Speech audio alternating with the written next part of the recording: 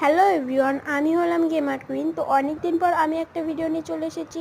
ও মাই god, আমি তো বলতে বলতে মরে গেলাম।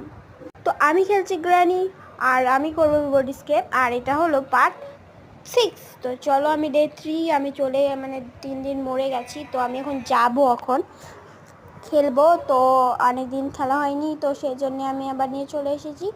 তো এই যে এখন আমি যাব গ্র্যানির একদম ওপর ছাদে। তো গ্র্যানিকে মারবো আগে। তো আমি দেখেছিলাম ওই জায়গাটা কি, ওই যে ওই গুলিটা কোথায় আছে আমি দেখেছিলাম। তো চলো ওখানে যাব এখন আমি।